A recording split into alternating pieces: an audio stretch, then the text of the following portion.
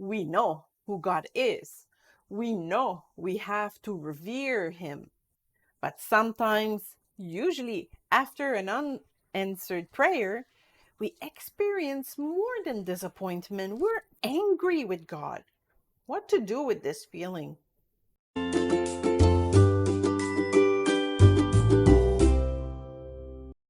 It is natural to be angry with someone when they betray us, abandon us, or lie to us. We can also get angry when we ask someone to do us a favor and that person doesn't do it.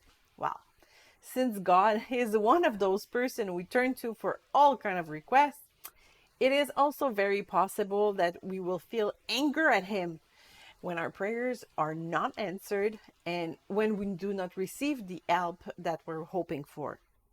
It is not uncommon for a Christian single to feel anger against God when the years goes by and no possible partner shows up. Anger is a very natural feeling. It is not even a product of the flesh. For Jesus got angry with the vendors in the temple, and even God the Father was angry at his people in the wilderness, and many times he was angry to the ungodly nations who attacked his people. So just like many other negative feelings that we could have, anger is a feeling that wants to teach us something. When we take the time to talk to ourselves, we can better assess our situation and then take the right direction. Why am I angry? Could I react differently? We can change our attitude by evaluating our hearts. That is true when we're angry with someone and when we're angry with God. For anger is not a sin, but is a door that can lead us to sin. Cain was warned. If you do well, will you not be accepted?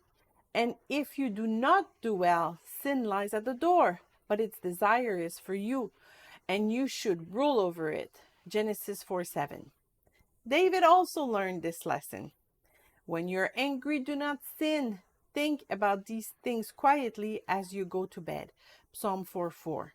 And of course, this advice is repeated in the New Testament. When you are angry, do not sin, and be sure to stop being angry before the end of the day. Do not give the devil a way to defeat you. Ephesians 4:26 and 27. We will not always be able to settle our scores before sleep, but we can talk to ourselves enough that at least we will let go the anger and think of a healthier way to approach the situation. That is what we should do with people who makes us angry, but also what we should do when we are angry with God. It is important not to ignore this feeling. Sometimes we're ashamed of being angry with God, so we hide the incident. But our sour hearts harden, and it is easy to fall into sin, as if sin becomes a way to punish God, which is ridiculous, of course. Yet, that is what can happen. And this is why it is so important to identify and address this negative feeling.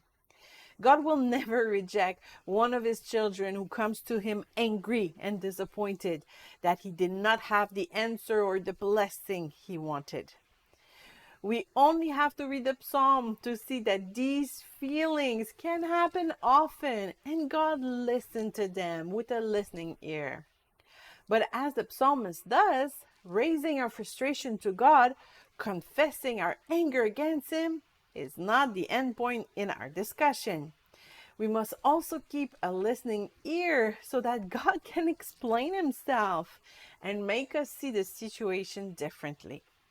That is how our circumstances will follow the pattern of the psalm. A negative and tumultuous start and an end filled with hope and love.